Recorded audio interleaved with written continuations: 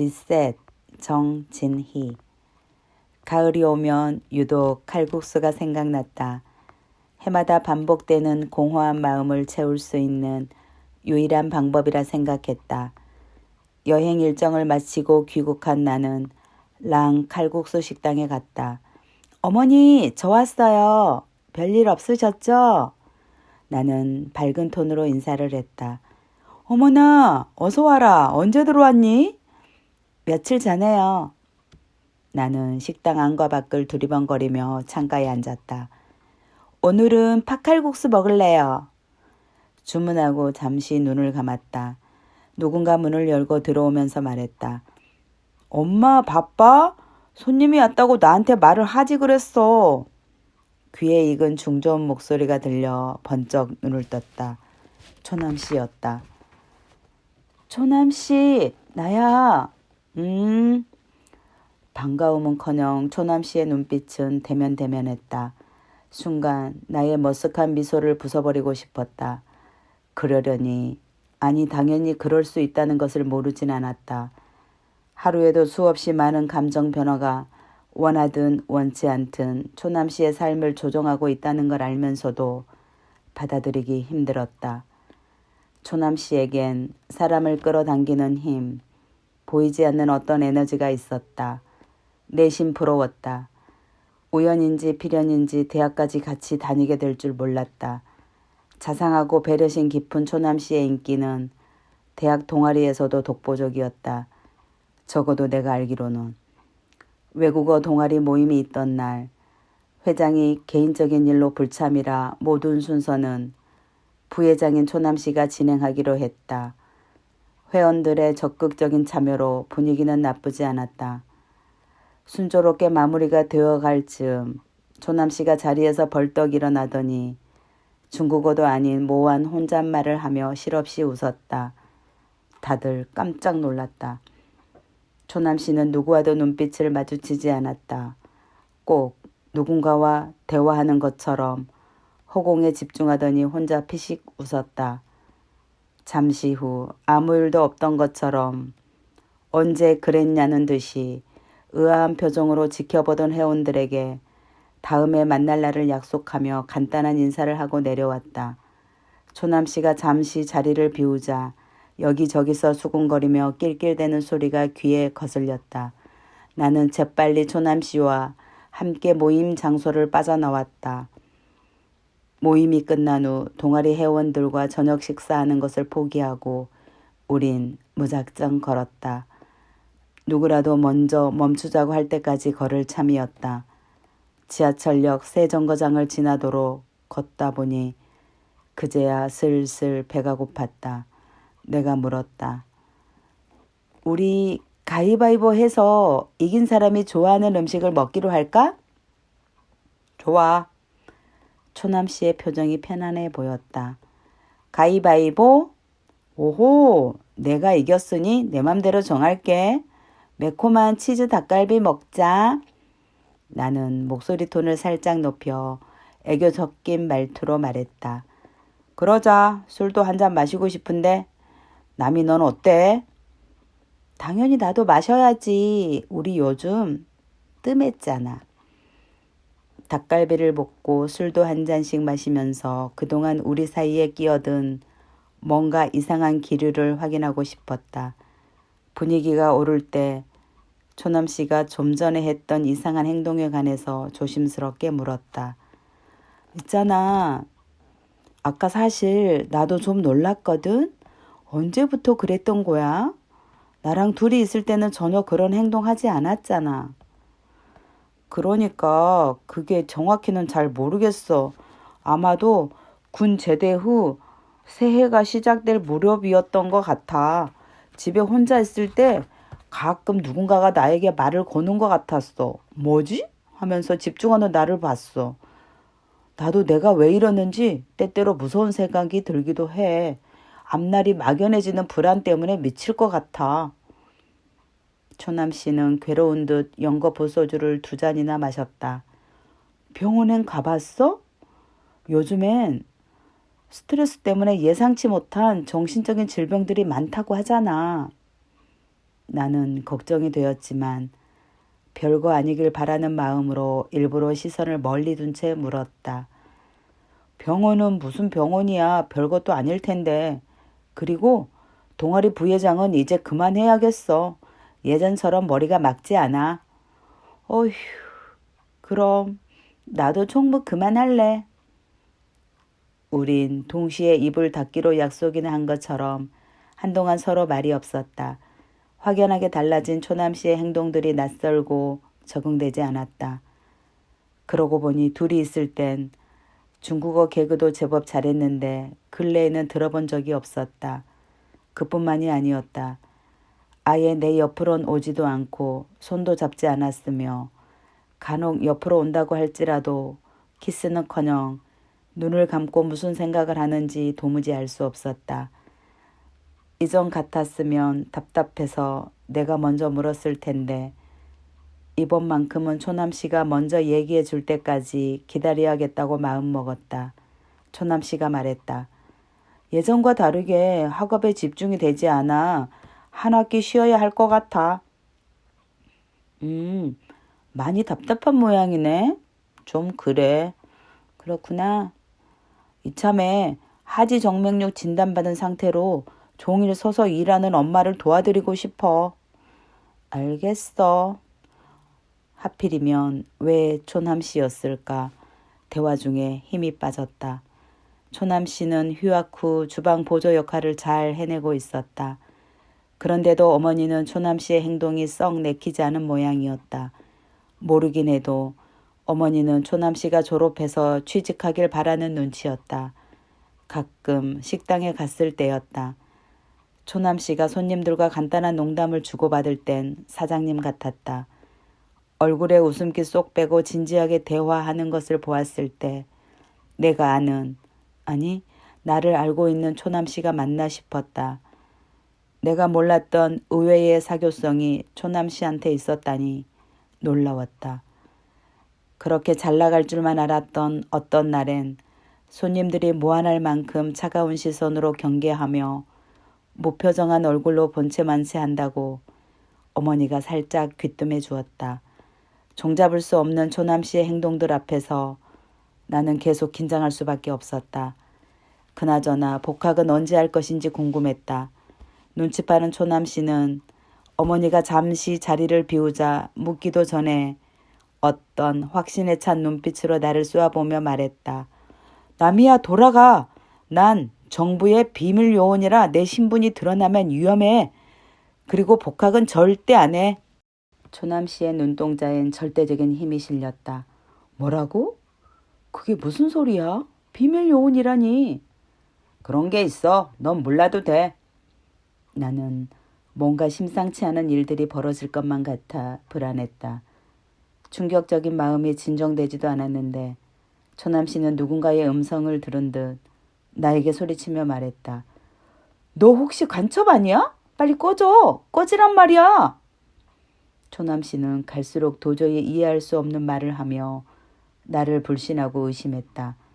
아주 짧은 시간이었는데도 온종일 벽과 대화를 한 것처럼 숨이 턱 막혔다. 휴학한 기간에 뭐든 더 나아졌으리라 내심 기대하고 있었던 터라 이 모든 상황을 더더욱 인정하고 싶지 않았다. 여느 때와는 확연히 다른 그의 단호한 목소리는 비명에 가까운 울림이 되어 나의 온몸을 휘감아 돌았다. 잠깐만. 아니 그만. 나도 모르게 심장이 쪼그라드는 무서움과 두려움이 엄습해오는 이 상황에서 도망가고 싶었다. 그날따라 집으로 가는 길이 유난히 멀었다. 정신없이 앞만 보고 달려와 현관문을 열고 들어갔는데 다리가 계속 호들거렸다. 며칠 후 오후 4시경 나는 한 통의 전화를 받았다. 여보세요? 강남희 씨 맞죠? 다급한 목소리를 듣자 하니 뭔가 일이 터진 듯 했다. 그런데요? 누구시죠? 서초남 씨를 알아요? 남자친구인데 왜죠? 서초남 씨가 산에서 쓰러졌습니다. 산행 중인 사람이 목격하여 119에 신고했습니다. 네? 살아있나요? 피를 많이 흘리긴 했는데 의식은 살아있어요. 그런데 몸은 전혀 움직이질 못해요. 아마도 바위에서 발을 헛디뎌 추락한 것 같습니다. 일단 저희가 출동하여 가장 가까운 H종합병원으로 이송 중이니 바로 병원으로 오십시오. 네네, 알겠습니다. 나는 사지가 떨려 무슨 내용이었는지 가물가물한 전화를 끊고 망연자실 그대로 주저앉아 버렸다. 빨리 가봐야 하는데 다리에 힘이 풀려 한동안 일어서질 못했다. 도대체 왜? 누가 밀었을까? 그동안 얼마나 아팠던 걸까? 일하느라 바쁘다는 이유로 신경 써주지 못한 것 같은 자책감에 목이 메었다. 아저씨, H종합병원으로 가요. 애써 침착하려 해도 별의별 생각들이 머릿속에서 소리 없는 전쟁을 해댔다. 나를 알아보지 못하면 어쩌지? 아주 긴 시간 동안 잠만 자면 어떻게 하지? 온 맘 다해 사랑한다는 말 아직 하지 못했는데. 나는 택시 안에서 무수히 많은 긍정적인 희망의 말들을 꺼내보려 하였으나 어떤 말도 생각나지 않았다. 제기랄. 평상시엔 잘 떠오르지 않던 불길한 생각들만 스쳐갔다. 머리를 강하게 흔들며 아니라고 반응했는데도 뇌리에서 지워지지 않았다. 응급실에 들어섰다. 얼굴과 다리 전체가 피투성인 조남 씨를 확인하고 나서야 그래도 살아있다는 안도감이 쿵쾅거린 심장을 가만히 위로했다. 위급한 상황을 넘긴 것 같다는 의사의 말을 듣고 이제는 보호자가 되어야 한다는 생각밖에 없었다. 추락의 충격인지 조남 씨는 아직 말을 하지 못했다. 아니, 눈도 뜨지 못했다. 나는 애 같았지만 정작 본인은 어떤 상태인지 왜 여기에 있는지조차 전혀 알고 싶지 않은, 그래서 조금은 귀찮은 잠을 자는 듯했다. 곳곳에 피멍든 자국이 선명하게 보이는데도 모든 걸 포기하는 과정에서나 보일 법한 무표정한 얼굴이었다. 눈에 보인 상처만 봐도 까인 피부 껍질 속에 찢겨나간 살들의 통증이 전해지는데 조남 씨는 그 어떤 통증조차도 느껴지지 않은 모양이었다. 듣고는 있으나 굳이 눈을 떠서 뭔가를 확인하고 싶은 마음은 없어 보였다. 혹시 아무도 모르게 삶의 시간을 정지하고 싶단 이유로 계획된 것이었나 하는 섬뜩한 생각이 눈앞까지 왔다가 사라졌다. 나쁜 놈. 그날 밤 나는 어머니께 말했다. 떨리는 목소리를 진정시키며 당분간 초남 씨랑 함께 있을 테니 걱정하지 말라고. 영문을 모르는 어머니는 내게 늘 신세를 진 것 같다며 미안해했다. 아빠의 얼굴도 모르고 자란 아들을 분신처럼 아끼고 사랑하며 대화가 되기 시작할 무렵부터는 때론 애인처럼 때론 남편처럼 의지하며 살았다는데, 그런 어머니께 불과 하루 사이에 일어난 청천벽력 같은 사건이 있었다는 것을 차마 말할 수 없었다. 일단 내가 할 수 있는 데까지 해보리라 마음먹었다. 조남 씨가 어느 정도 안정을 찾은 후 차근차근 말할 생각이었다. 응급실에서 했던 검사 결과가 나왔다. 오른쪽 허벅지 쪽에 있는 뼈들이 산산조각이 났는데 이 작은 뼈들이 신경을 누르면 위험할 수 있다고 했다. 수술이 급했다. 수술 동의서에 사인이 필요했다. 어쩔 수 없이 어머니를 불렀다. 어머니는 초남 씨를 보자마자 오열하며 울부짖었다. 아니 세상에 이게 무슨 날벼락이래. 느닷없이 멀쩡하던 다리 수술이라니 말도 안 돼. 많이 놀라셨죠? 이건 놀랄 정도가 아니라 소름 끼쳐 무서워서 못 살겠다. 그래서 초남 씨가 어느 정도 안정되면 그때 어머니께 말하려고 했거든요. 넌 이렇게 큰 사건을 어떻게 혼자 감당하려고 했다니? 어머니가 충격받을까 봐 그게 더 걱정되더라고요. 어휴. 어머니의 긴 한숨이 나를 더 먹먹하게 했다. 다행히 몸 안의 다른 기능들은 안정을 취하면서 지켜보자고 했다. 5시간을 훌쩍 넘긴 긴 수술이 끝나고 병실로 돌아온 조남 씨의 얼굴과 다리가 많이 부어 있었다. 어떻게든 도망치려고 했던 초남 씨의 그간의 힘듦이 고스란히 따라온 듯 간신히 눈을 뜬 미간 사이로 심란한 표정이 역력히 드러났다. 멀쩡하던 다리가 하루 사이에 석고붕대로 싸매 있는 기가 막힌 현상을 보고도 초남 씨는 별다른 반응이 없었다. 예상치 못한 긴장감이 맴돌았다. 내 생각도 혼란스럽기는 피차일반이었다. 뭔가 얽혀있는 실타래를 하나씩 풀듯 이제는 풀어야 하지 않을까 싶었다. 수술이 끝난 며칠 후였다. 담당 의사는 회진이 끝나고 보호자와 상담을 좀 해야 할 것 같다고 했다. 상담이라니. 상담이라는 말만 들었을 뿐인데 마치 죄인이 된 것처럼 맥박이 요동쳤다. 병실에선 별거 아닐 거라며 애써 태어난 척 중얼거렸다. 하지만 애쓴 보람도 없이 끝내 나의 초조함은 현실이 되고 말았다. 담당 의사가 초남 씨한테 산에서 추락한 경위에 대해서 묻자 본인을 죽이려고 쫓아오는 사람들이 뛰어내리라고 했다는 둥 계속 횡설수설하며 불안 증세가 심하다고 했다. 이어 담당 의사는 신경정신과에 의뢰하여 치료받아야 할 것 같다고 말했다. 나는 서둘러 신경정신과에 예약했다. 난생 처음으로 정신과 상담실로 들어갔다. 심장이 긴장하여 쪼그라들었던지 목소리가 심하게 떨렸다. 안녕하세요, 선생님. 서초남 보호자인데요. 네, 여기 앉아요. 우려했던 대로 서초남 씨는 조현 양상 장애일 확률이 높습니다. 진즉부터 증상들이 나타났을 텐데 몰랐나요? 네? 그럼 이제 어떻게 해야 하나요? 요즘엔 약이 좋아서 약물 치료와 상담 치료를 잘 받으면 사회생활 하는 데는 문제 없을 겁니다. 네, 알겠습니다. 나는 머리부터 발끝까지 어느 것 하나도 제정신이 아닌 듯 혼란스러웠다. 의사는 마치 감기약을 처방하듯 담담하게 내 눈 한번 쳐다보고 다시 차트를 보며 알려주었다. 참으로 난감한 이 상황을 혼자 감당하기엔 버거웠다. 결국 어머니께 도움을 요청할 수밖에 없었다. 어쩌다가 일이 되었는지는 모르겠지만 요사이 내가 탑승하고 있는 세상이 어지럽게 돌고 있는 것 같아 좀 내리고 싶었다. 내게도 엄마가 있었다면 오늘 같은 날엔 어떤 도움을 받고 싶었을까? 불현듯 눈앞에 나타난 엄마가 미혼모였다 할지라도 엄마와의 만남이 단 하루만이라도 내게 주어진다면 오롯이 엄마 곁에 꼭 붙어 밤새 수다를 떨고 싶었다. 나는 종종 끝없는 외로움에 노출이 될 때면 잠시 그런 생각에 머물렀다. 그러다 세상 한가운데 어린 핏덩이를 버리고 갈 땐 어떤 마음이었는지, 그래서 지금은 얼만큼 행복한지 묻고 싶고 듣고 싶었다. 랑 식당의 낡은 주방 식기들은 주인을 똑 닮았다. 굳이 말하지 않아도 한 번 맺은 인연은 어떤 상황에도 버리지 않는다는 어머니만의 굳은 신념이 밴 듯했다.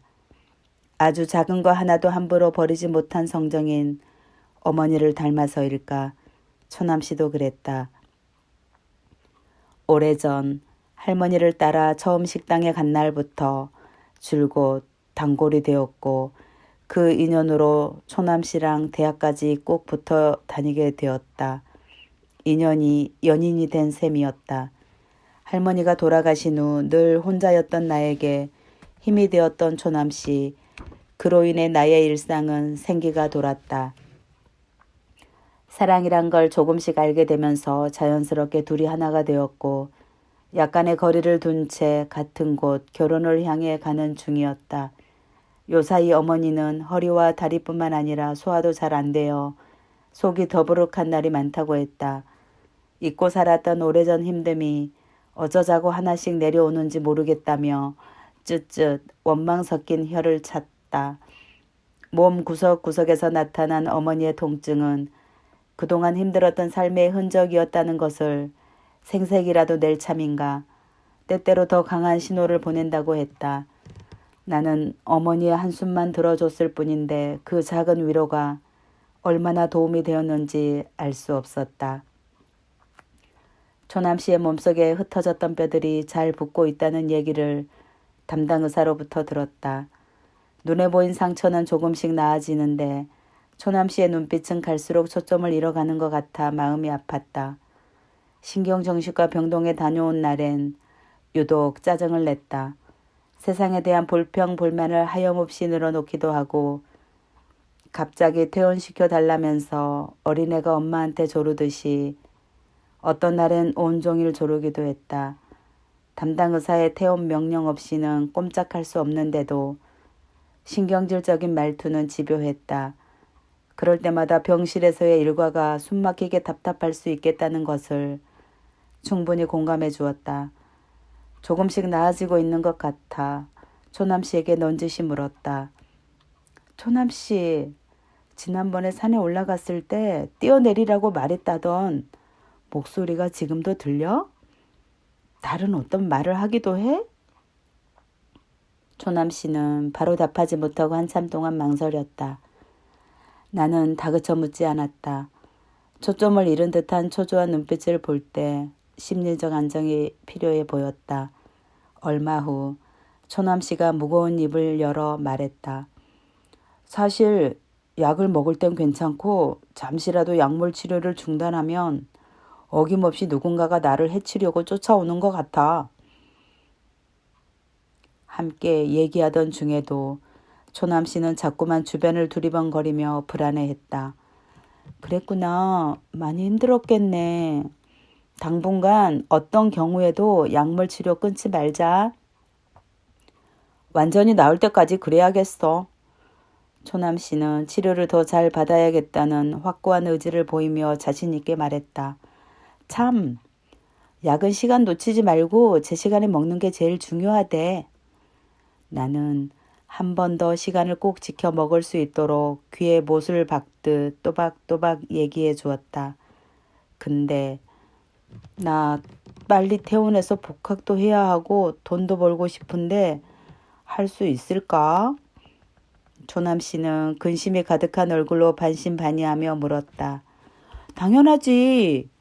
복학뿐 아니라 그동안 하지 못했던 것까지도 다 할 수 있으니까 조급하게 생각하지 말고 차근차근히 해나가자.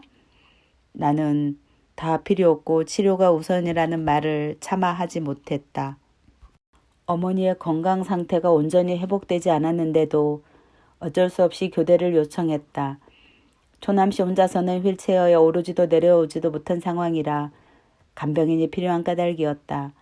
나는 초남씨를 어머니께 맡기고 사방이 가로막힌 회색 건물을 벗어나 복잡하게 묶여있던 시간으로부터 해방되고 싶었다. 걷잡을 수 없는 우울함이 올라올 때 종종 버스 여행을 했다.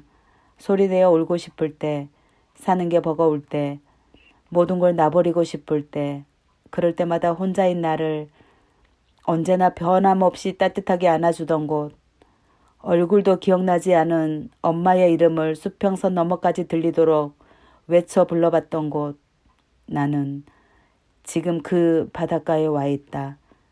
보고 싶었던 시간만큼 그리워진 엄마의 목소리가 고요 속에 묻힌 탓일까. 온 힘을 다해 불러봐도 여전히 들리지 않았다. 철썩, 철썩. 작은 울림을 담은 파도 소리만 내 안 저 깊은 속까지 천천히 아주 느리게 스며들었다. 바닷가를 거니는데 언젠가 패키지 해외여행을 하던 중 가이드의 말솜씨에 숨이 넘어갈 정도로 통쾌하게 웃던 기억이 났다.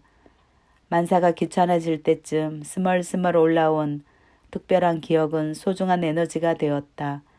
여행지 곳곳마다 유머를 곁들인 가이드의 명쾌한 해설에 매료되어 더없이 즐거운 여행이었다.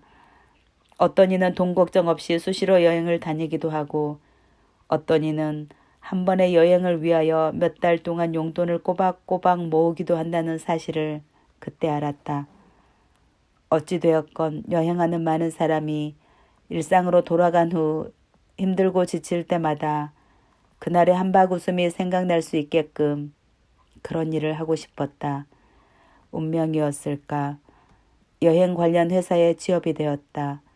월급보다도 개인적인 사정을 배려해 줄 수 있는 직장이라면 계약직이라도 좋았다.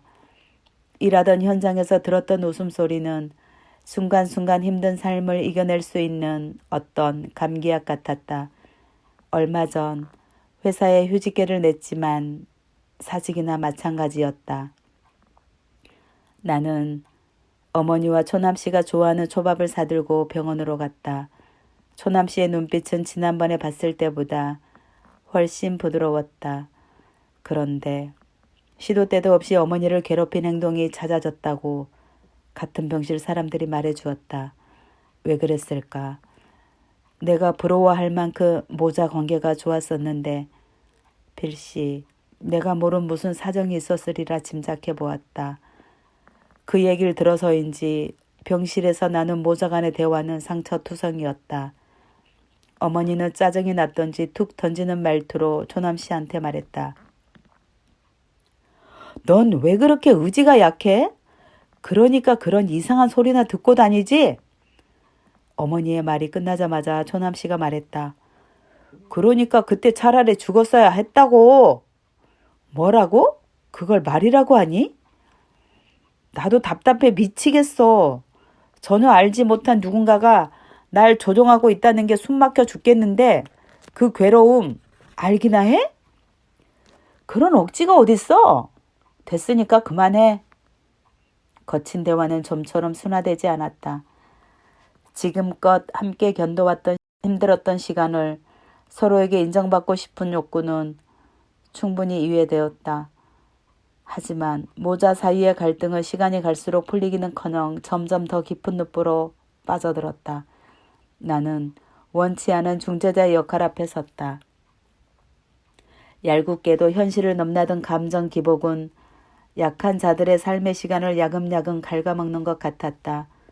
출구가 보이지 않는 긴 터널 안에서 방향을 잃어버린 아이가 울음소리를 통해 살려달라는 신호를 보낸 것처럼 초남씨도 점점 가까이 다가와 버린 깜깜한 불안에서 벗어나고파 살려달라고 아우성을 치는 게 아니었을까. 나는 이내 마음이 착잡했다. 몇 달 후 속고붕대 쌈에 있던 초남씨의 다리가 드러났다.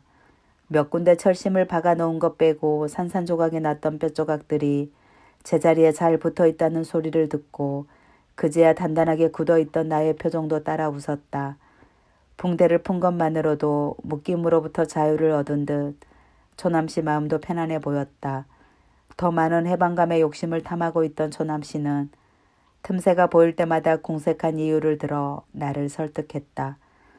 어차피 당장 퇴원할 수 없다면 딱 한 번만이라도 외박 아니 외출이라도 하게 해주면 앞으로 남아있는 모든 치료를 정말 열심히 받겠다고 애원하듯 말했다. 사실 눈에 보인 상처는 어느 정도 아물었지만 보이지 않은 상처는 여전했다. 그런데도 초남씨는 막무가내였다. 결국 어머니와 나는 설득을 당할 수밖에 없었다. 다음 날 오전 담당 의사를 만나 외박이 가능한지 물었다. 그건 신경정신과 선생님과 상의를 해봐야 할 것 같은데 일단 그쪽으로 연결해 줄게요. 신경정신과 선생님을 만났다. 선생님, 조남씨가 하루만이라도 외박하고 싶다는데 가능할까요? 아직 환성이 들리는 상태라 좀 곤란해요. 제 시간에 맞춰 약 잘 먹으면 괜찮지 않을까요? 그렇다고 해도 지금 당장은 안 되고 며칠 후에 상황 보고 결정합시다. 참, 약물 치료 중이니까 술은 절대 마시면 안 됩니다. 하루 정도 외박이 가능하단 허락을 간신히 받아놨다. 초남씨의 들뜬 눈빛이 부담스러웠다. 요사이 부쩍 눈을 마주칠 때마다 평온을 가장한 도끼가 숨어있는 것 같아 소름이 끼쳤다. 오해할까 싶어 괜찮냐는 말은 물을 순 없었다. 초남씨가 손꼽아 기다리던 그날이었다. 병원에서 나와 집으로 가기 전 초남씨가 좋아하던 삼겹살을 먹기로 했다. 한참 동안 정신없이 먹었다. 노릇하게 구워진 삼겹살의 육즙이 느끼해진 그때야 절대 금주해야 한다는 선생님의 간곡한 당부의 말이 떠올랐다. 이를 어째 딱 한 잔씩만 먹자고 했는데 훨씬 더 먹어버렸다. 걱정도 걱정이지만 나는 취기가 올랐던지 문득 대학교 동아리 첫 모임이 있던 날 헐레벌떡 들어간 내게 뒤에서 간지럽게 껴안아주던 그 듬직하고 아늑한 품속으로 들어가고 싶었다. 그런데 끝내 용기가 나지 않았다. 불현듯 나에 대한 감정이 싸늘하게 식은 건 아닐까? 예전과 같이 정열적인 사랑을 할 수 있을까? 불안한 생각들이 발목을 잡았다. 초남 씨와 함께 나눴던 사랑의 순간들이 추억으로만 남게 될까봐 좀 걱정되었다. 하마터면 약 먹을 시간을 놓칠 뻔했다. 나는 더 늦기 전에 초남 씨한테 약을 꺼내주며 말했다.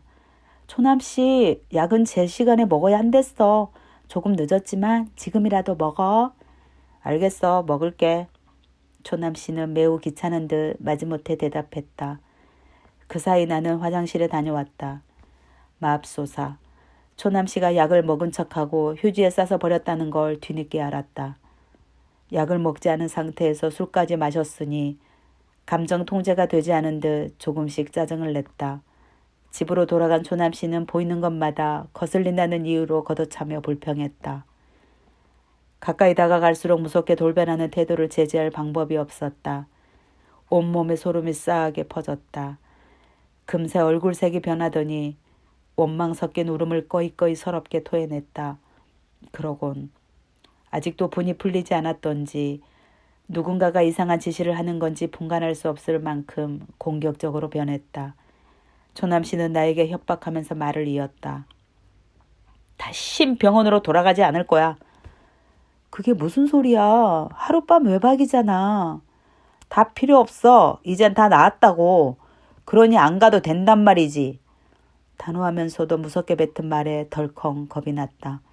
초남씨 왜 그래? 나도 사랑받고 싶단 말이야. 뭐? 사랑? 사랑받고 싶다고? 다 틀렸어.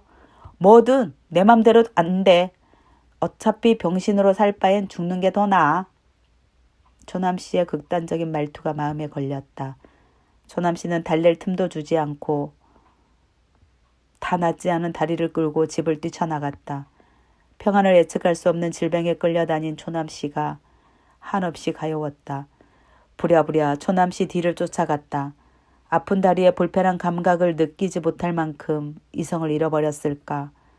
초남씨는 중앙선을 넘어 건너편 도로에 서 있었다. 늦은 밤이라 도로에 차들이 별로 없어 다행이었지만 아찔한 순간이 눈앞에 빤히 보였는데도 막을 순 없었다. 할 수 없이 경찰의 도움을 요청했다. 초남씨는 그토록 원했던 하룻밤의 외박을 무사히 넘기지 못하고 결국 강제 입원하고 말았다. 그날 이후 외과 병동에서 정신과 병동으로 모든 차트가 넘어갔다. 폐쇄된 공간. 입원실은 정문 맞은편 길 건너 두 번째 건물에 있었다. 본의 아니게 휘둘렀던 공격적인 행동들은 입원실 철문이 닫히자 꼬리를 감췄다. 얼마간 세상과 또 그리운 사람들과 분리될 수밖에 없는 낯선 공간으로 들어간다는 게 불안했던지 초남씨의 몸이 심하게 떨렸다. 나는 초남씨 등 뒤로가 가만히 안아주었다. 그리고 말했다. 초남씨 긴장하지 마. 괜찮아질 거야. 노력해 볼게. 점점 좋아질 그날을 기대해. 나 예전보다 더 뜨겁게 사랑할 수 있을까? 당연하지. 나는 힘의 강도를 높여가며 평정심을 유지해 보았지만 끝내 참았던 눈물이 초남씨의 등줄기를 타고 흘렀다. 초남씨의 어깨도 들썩거리며 아파했다. 한참 동안 흐느낀 초남씨는 빨갛게 충혈된 눈을 보이기 싫다며 뒤도 돌아보지 않고 쟁걸음으로 들어가 버렸다. 차갑게 닫혀버린 철문 안을 멍하게 바라보다 힘겹게 돌아선 나의 발걸음은 천근만근이었다. 몸속 어딘가에 숨어서 당사자뿐만이 아닌 가족들의 삶의 질까지 떨어지게 만든 질병의 정체를 알면 알수록 모든 게 허탈했다. 아무도 초청하지 않았던 불청객의 뻔뻔함을 쫓아낼 방법이 있긴 있는 걸까? 소리 소문 없이 찾아와 한 생명을 은밀한 파멸로 몰아가는 무시무시한 질병 앞에 결국 굴복할 수밖에 없는 걸까? 나는 다시 선생님을 만날 용기도 의욕도 사라졌다. 무기력증은 생각보다 오래갔다. 별다른 계획이 없어 침대에서 뒹굴뒹굴 하는데 알림 문자가 왔다. 이번엔 13일간의 유럽 일정이었다. 나는 가끔 리셋을 꿈꾼다.